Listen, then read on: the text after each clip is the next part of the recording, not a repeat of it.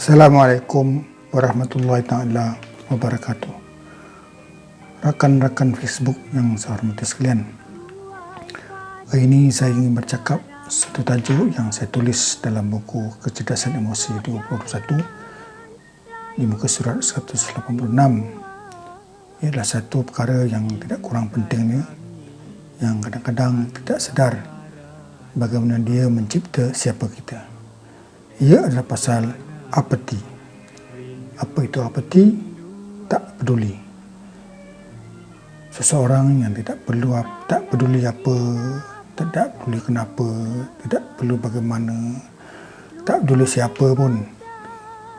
Kita boleh mengenali mereka ini dari patah perkataan yang sering digunakan dalam perbualan harian, atau bagaimana dia respon dengan seseorang atau satu situasi yang sedang dihadapinya.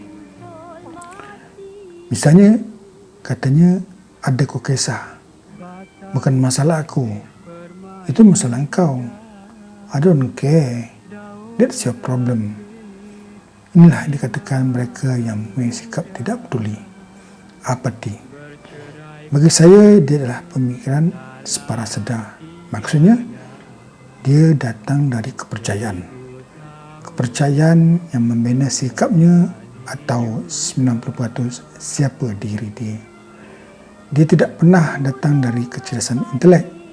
Kalau dia boleh berfikir, dia harus sedar, dia pasti akan sedar bahawa kepercayaannya itu tidak memberi sebarang faedah kepada orang lain, apatah lagi untuk dirinya.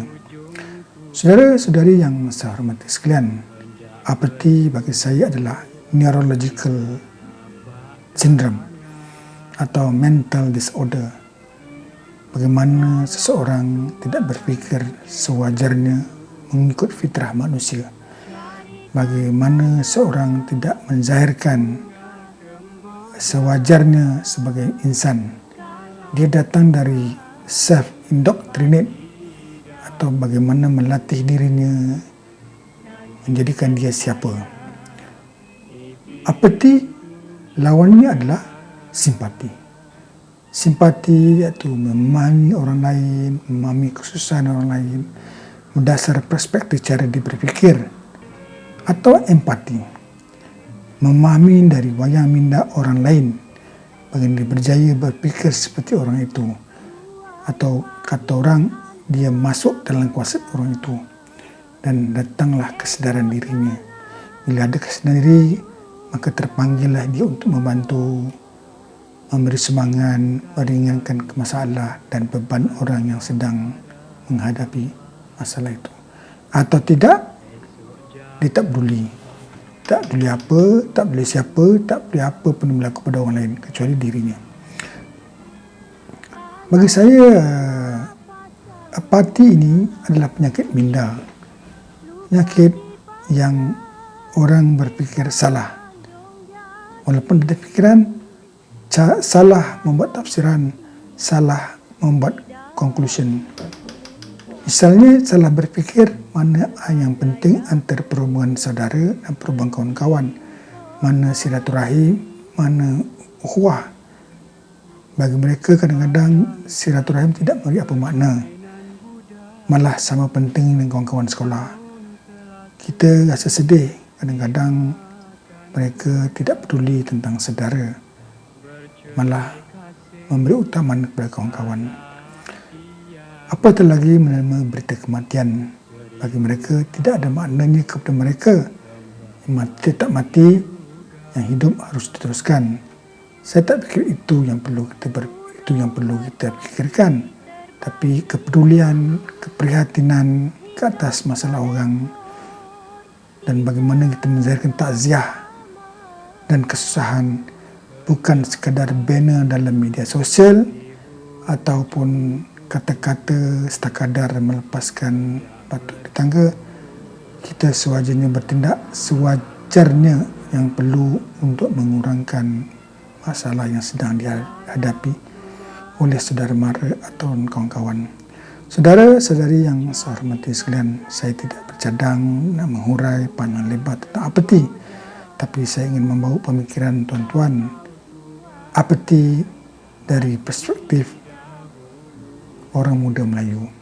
Satu daripadanya, tidak peduli tentang politik, tidak peduli siapa yang jadi pemimpin, tidak peduli siapa yang akan menguruskan negara, tidak peduli siapa yang akan menjadi Perdana Menteri, sebab pada mereka telah disantak dengan kepahaman bahawa politik itu kotor, tidak peduli politik itu rasuah, politik itu nepotism, malah politik adalah kronism. Misalnya, UMNO itu rasuah, kleptokrat, UMNO itu politik perkauman, UMNO itu adalah politik agama. Sekarang politik adalah politik Malaysia, politik berbagai kaum, politik berbagai agama. Saudara-saudari yang saya hormati sekalian, ini menyebabkan pemimpin muda Melayu terus layu, tak peduli apa akan jadi nasib bangsa mereka. Ancamannya dengan ketidakpedulian tentang politik ini, saya khawatir Melayu akan hilang di bumi Melayu ini. Tidak ada lagi Melayu tidak akan hilang di dunia, malah Melayu akan hilang di tanah buminya sendiri. Sebab tidak peduli politik, tidak mendaftar sebagai pengundi, tidak peduli pun apa yang sedang diperkatakan dan sedang ditindas oleh orang terhadap bangsa dan agamanya. Begitu juga apeti kepada bukan Melayu. Orang Melayu bukan Melayu tidak peduli sejarah, tidak peduli asal usul nenek moyang mereka yang datang ke tanah Melayu, milik orang Melayu ini. Mereka tidak peduli sejarah penubuhan Malaysia, perjanjian antara Cina, Melayu dan India. Mereka tidak peduli sejarah mereka. Mereka hanya peduli sekarang. Mereka juga menuntut hak mereka seperti orang Melayu.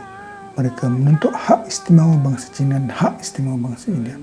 Kalau kita terus membiarkan mereka bermaharaja dan menuntut, maka jadilah mereka orang yang berkuasa seperti negara jiran. Hanya sekadar berselindung atas nama rakyat Malaysia dan atas meritokrasi. Saudara-saudari yang hormat sekalian, marilah kita bersama-sama membina semula semangat kepedulian. Tapi tidaklah bermakna kita membina semangat jaga tipikan orang. Kita menjaga masa depan kita. Kita peduli tentang kepentingan politik Melayu dan survival orang Melayu. Kita peduli Melayu terus memerintah di bumi tanah Melayu ini. Melayu dan Islam terus relevan. Politik Melayu, politik Islam masih lagi penting untuk menjadi negara ini aman. Tidak sekali-kali kita membenarkan bangsa suku kaum lain mencuba memerintah di negara ini sebelum masanya. Kita tidak bermakna menafikan hak suku kaum lain. Kita hanya mempertahankan, hanya peduli negara tanah Melayu ini yang dikatakan Malaysia ini adalah tanah untuk orang Melayu dan Islam bersama suku kaum-kaum lain. Saudara-saudari yang saya hormati sekalian, kita pernah mendengar bagaimana Ungku Aziz, Profesor Diraja Ungku Aziz berkata, masalah orang Melayu ini adalah ketidakpedulian, apati, tidak peduli prestasi pelajaran mereka, tidak peduli masa depan mereka, tidak peduli mereka terkebelakang, tercecer berbanding bangsa-bangsa. Sebab sikap apati, tidak peduli begitu menebal di kalangan orang Melayu kita. Maka marilah kita membina semula semangat simpati, peduli, sikap empati, prihatin. Dia adalah kecerdasan emosi yang sangat baik. Sebab Islam itu sentiasa mendoakan kesejahteraan orang. Kesejahteraan itu adalah pasal kepedulian. Setiap kali kita memberi salam, kenapa? Sebab kita peduli. Kita tidak pernah tidak peduli. Apatah lagi saudara mara, adik-beradik, bapa, rakan sebangsa, rakan seagama Islam. Sekian. Semoga perkongsian ini berfaedah. Assalamualaikum.